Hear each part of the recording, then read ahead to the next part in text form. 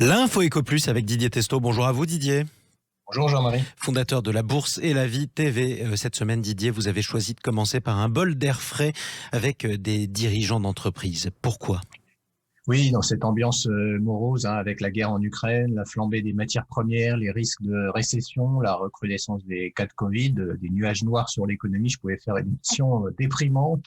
J'ai eu envie, au contraire, de commencer par un petit bilan de mes dernières rencontres avec les dirigeants d'entreprises, des entreprises qui sont dans de nombreux secteurs, la santé, les biotech, le digital, l'immobilier, l'économie circulaire, les transports, les jeux vidéo, l'emploi, ou technologie laser, par exemple. Vous voyez, un échantillon large des entreprises dans toutes les régions de France. Et avec ces dirigeants, j'ai parlé de stratégie, de développement qu'ils ont pu réaliser, les enjeux du moment, bien entendu, l'inflation, la guerre en Ukraine. Oui, il y a eu 2 années particulières, 2020 avec le confinement, 2021 avec une reprise et encore des incertitudes. Mais ce qui est intéressant, c'est qu'en 2022, ces entreprises vont réaliser des projets, souvent importants, et elles vont les concrétiser.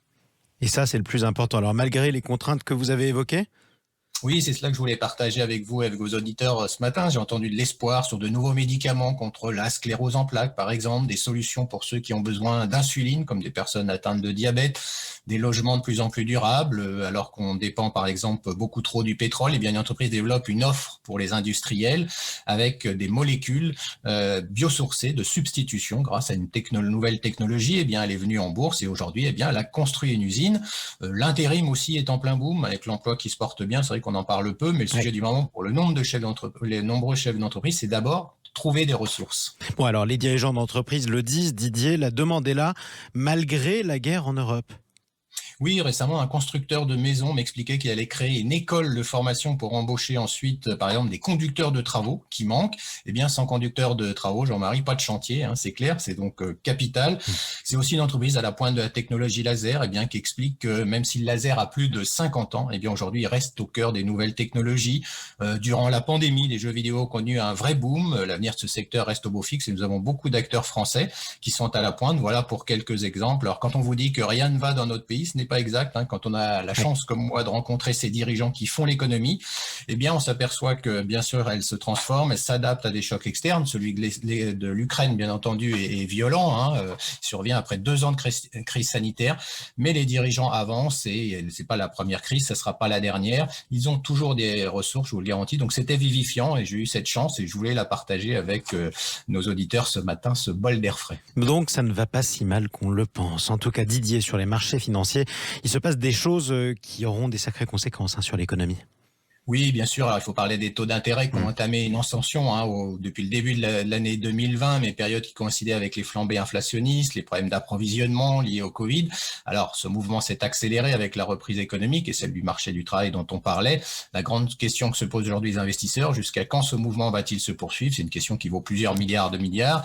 Aux États-Unis, pour ne citer qu'un chiffre, le taux hypothécaire sur 30 ans est grimpé à 4,72%. C'est son plus haut niveau depuis décembre 2018. C'est ce taux qui sert pour emprunt quand on emprunte sur l'immobilier de référence. Alors ça fait 40 ans, Jean-Marie, qu'on n'a pas connu de situation analogue avec une forte hausse des prix et des banques centrales qui luttent pour la contrôler. Cela risque donc de secouer dans les prochains mois. Oui, on est revenu dans les années 80. Didier, le fameux juste à temps, a du plomb dans l'aile aussi avec cette crise économique.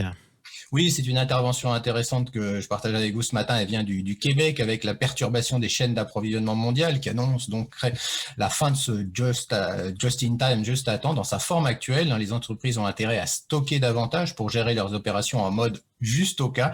C'est ce que dit Martin Humblot, cité par le journal Les Affaires, un journal québécois qui s'occupe de l'administration portuaire de Montréal. Selon lui, les nombreuses perturbations qui ont secoué les chaînes d'approvisionnement depuis 2 ans, et bien entendu encore avec la guerre en Ukraine, ont changé la donne en matière de logistique. Et alors, Just in Time, Didier, ça vient du Japon, on le rappelle ? Oui, c'était inspiré du japonais Toyota dans les années 90. Pour simplifier, cela consistait à gérer en flux tendu avec le minimum de stock en fonction des commandes. Depuis 30 ans, on peut dire qu'à peu près toutes les entreprises ont réduit leurs inventaires.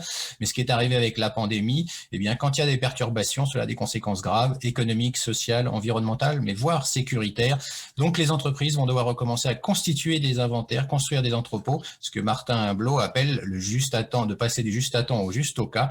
Mais bien sûr, derrière cela, qu'est-ce que ça veut dire, Jean-Marie? Ça veut dire qu'il va y avoir des coûts logistiques plus importants, des approvisionnements, et oui. donc l'inflation est le mot-clé des prochaines années, un mot qu'on avait oublié depuis trop longtemps. Oui, mais faites des provisions en cas de pandémie, en cas de guerre, en cas de je ne sais quoi. Ça, c'est la nouvelle réalité. Merci beaucoup, Didier Testo.